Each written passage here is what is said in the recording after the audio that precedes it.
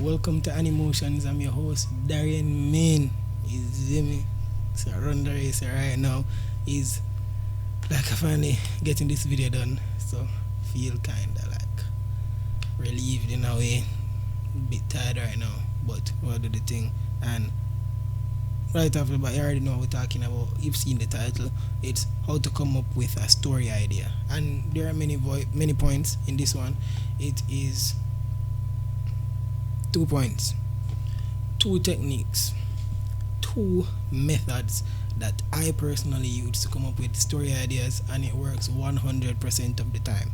If one isn't working for me at the time, then the next one will work. And even if this one isn't working, it's just that it's not flowing as well, because I can just change the way how it is and it works, right? Because it's a very flexible method.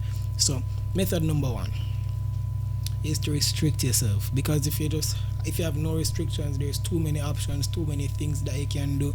It's hard to come up with a story like that, right? So what I did, that example is that you can have 3 characters. Limit yourself to 3 characters and 2 scenes, right? You can go a step further. You can say out of these 3 characters, you're gonna have 1 male, 1 female, 1 child. You don't even know the gender of that child yet, so there's a little flexibility still left, right? For the scenes, you could say inside of a house and in the yard of a house. So you could just have one whole scene that, it's just one set. So if it's 3D, you know that, alright, you just build that and you're done. Not like 2D, you have to keep drawing. You build that and you're done.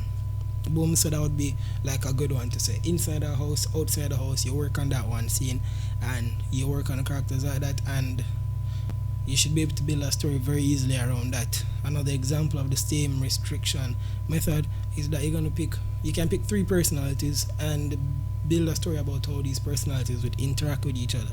This can be a dog, cat, rat, humans, birds, anything, right?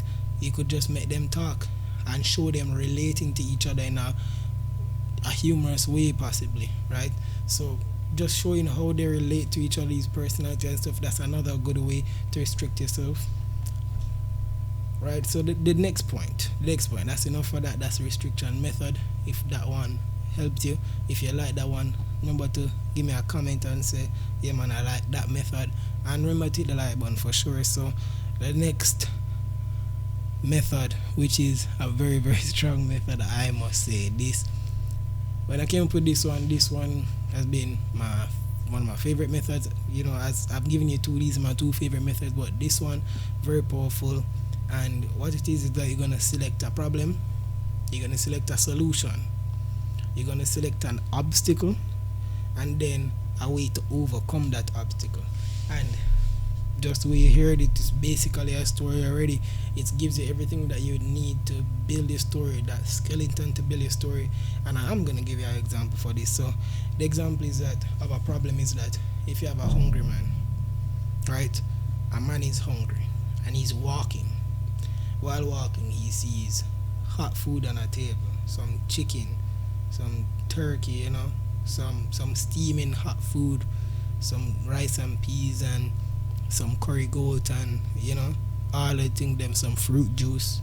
Everything is there on that table, everything. So that's the solution for the hungry man, right? So the hungry man would have seen this now, but then now you need an obstacle. So the third point now, so boom, what's the obstacle that you face? The owner of the food is sleeping nearby to the food, right? The owner also has a guard dog. That guard dog is vicious. So then now you'd have to find a solution to this obstacle. So I have a few in mind. Possibly this hungry man finds a bone, right? Or maybe he had a bone from the early parts of the story. Would have shown that, alright, this is the last he ate last week, right?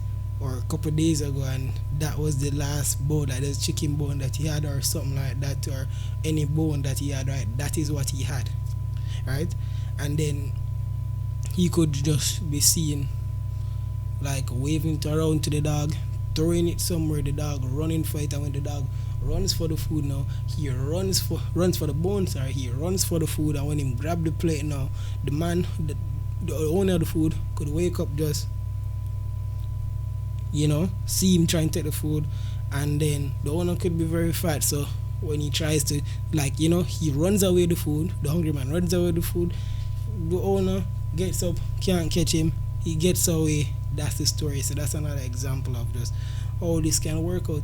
And this skeleton can work for like almost anything, like problem solution, obstacle, solution to obstacle, and build the story around that. These methods work every time for me, every time. Right, so if these helped you, then consider liking video, consider subscribing to the channel, and letting me know what you think in the comment. Letting me know which one you liked better, if you used any of these methods before, and everything. Alright, so thanks for watching the video. It's been a blast. It's Darren Main, AnimOtions.